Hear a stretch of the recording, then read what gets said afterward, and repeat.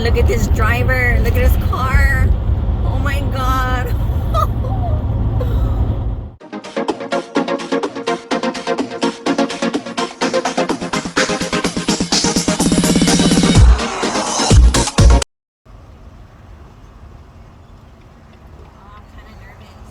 Take the next right onto Wyatt Drive, then your destination will be on the left. Wyatt. That turn's so fucking wide.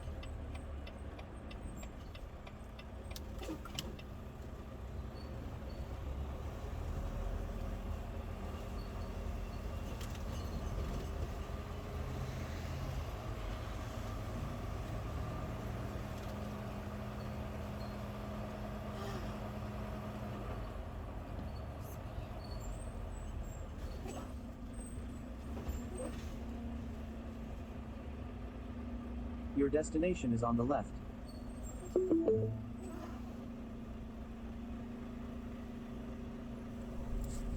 So as I approached this shipper, I did pre-plan this this pickup, and I noticed that the address that Google gave me, he says that the location's to the left, but the address was wrong.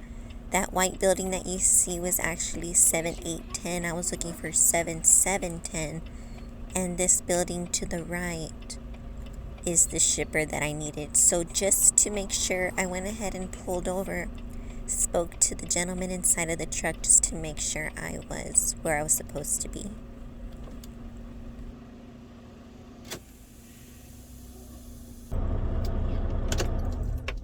Just gonna look around real quick.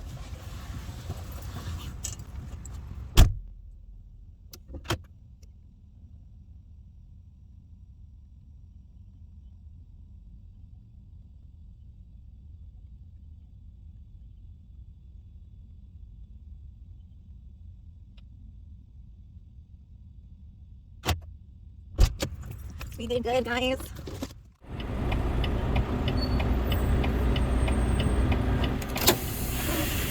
I'm gonna open my doors. Almost blew away. It's windy today.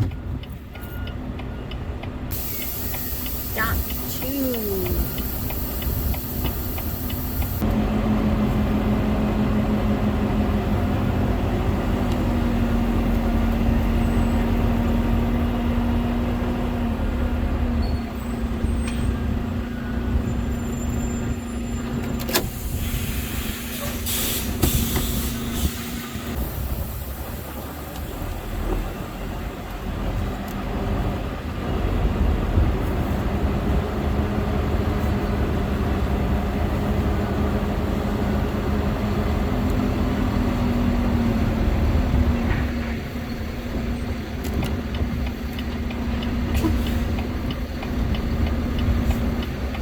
If you're a girl, be careful because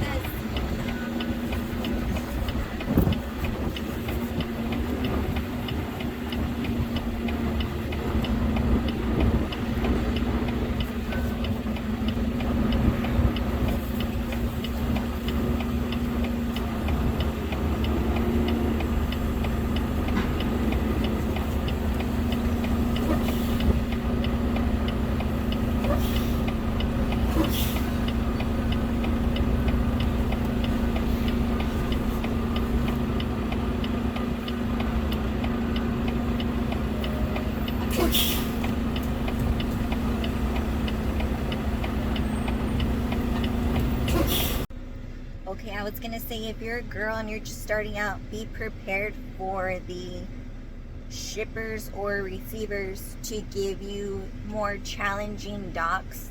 Not everybody does it, but some customers, like, they get a thrill out of challenging you to see if you know what you're doing. So just take your time and be as nice as possible to rude customers, because that's what's going to help you or break you. When I first started, I have a traumatic story called Mr. Kentucky.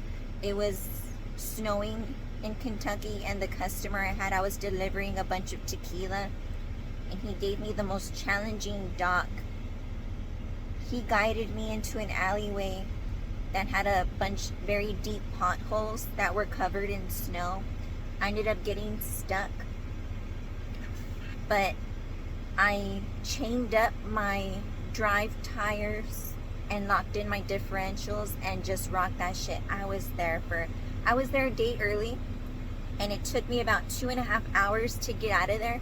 I refused to call a wrecker because I wanted to get out of there, right, by myself. I wanted to get through it and never again. It was the biggest lesson I've ever learned here, is to be, and I wasn't rude to him. He was just the type of person to just give girls a hard time, or just to inflict pain upon others for gratification.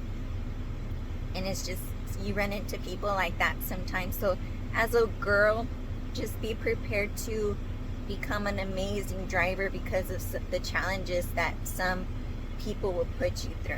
But it comes back tenfold, I promise. I forgot to give you the punchline. After I got out of that sticky situation,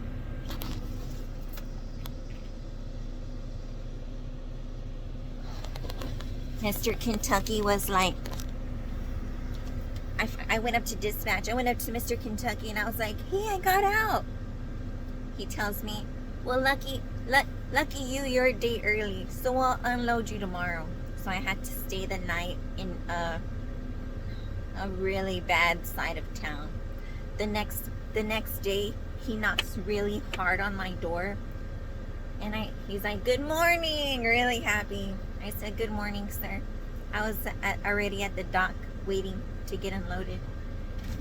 And he tells me, how did you sleep last night? I said, I slept very well, sir, thank you. And he goes, we're gonna unload you. I said, okay. And when he brought me my paperwork, the last thing he told me before I left was, welcome to Kentucky. I said, thank you, sir. It's been a real pleasure. And I left.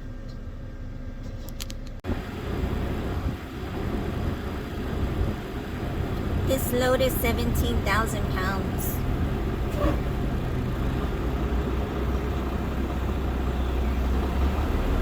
I still have to scale it though.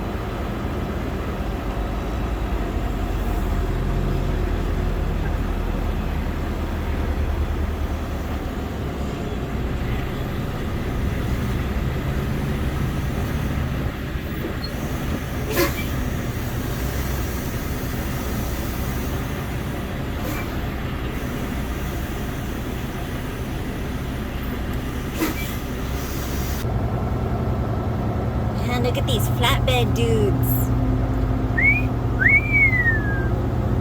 The badasses on the block.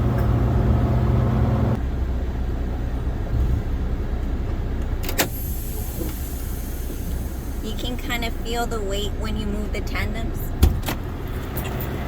I went flying. They have a cardboard phone in the back, not strapped.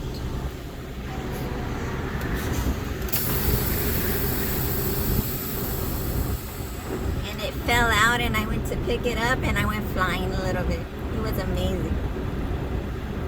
I told the guy I wanted to break it in half. He goes, we got duct tape. See right there, it feels too heavy.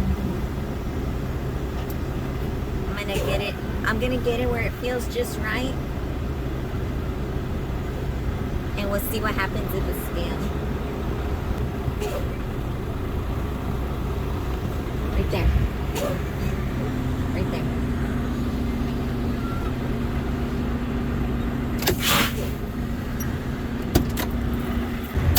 I promise you guys, I'm gonna let you know who I work for.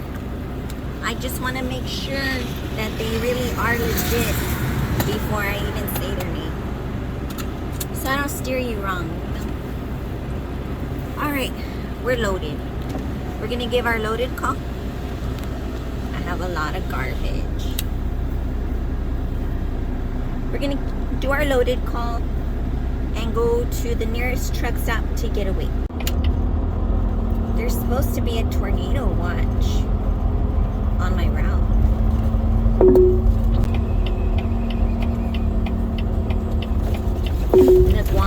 block the scale,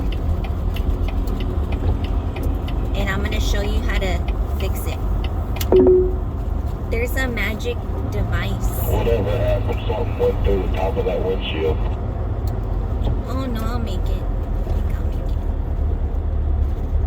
it. You got lucky this time, buddy. Try and block me in. There's a way to get rid of those people who block the scale. I'll show you later.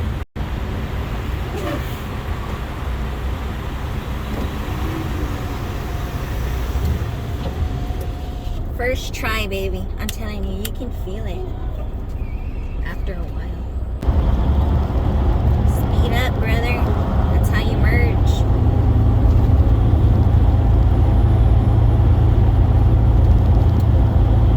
Ooh, look, the sun's coming out. It's really dark back there. Look in my hood mirror. See how dark it is back there. Oh, the magic wand that I was talking about in the cab, you press it and the person who's in Take front exit of you 276B. at the scale, I've only done it at the scale, but I never done it at the fuel island. Oh yeah, I have. Continue on I-20 East for It 7 works. miles. Let me tell you about it. I went to a scale. I went to the scale, and this guy I just pulled up, and the truck in front of me, a guy was approaching the truck, and he had a soda and some snacks, a burger or something. I said, okay, well, he's about to leave. He deliberately stayed in his truck because I scaled and everything. I was ready to go, and I had to leave, so I was not like having it. I wasn't gonna put up with him taking a break in front of me, so I pressed the magic wand, and the magic wand is also your air horn. I pressed it, and I pressed it until what it does is it summons other truck drivers to you. So you press the magic wand, you press the air horn, and you just hold it there.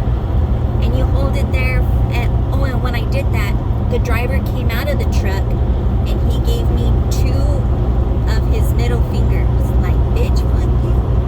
I said, okay. That's when you go boop, boop, boop, boop, boop, boop, boop, boop, boop, boop, boop, boop, boop, boop, boop, boop, boop, and you don't stop until he moves. So what's gonna happen is the truckers, the other drivers will come out, and they'll try to, this guy came out, he had a reflective vest on. 2 of them came out. One went to his truck and one went to my truck. I'm surprised I didn't come out online. But this guy comes out really mad, comes up to my door and he says, hey,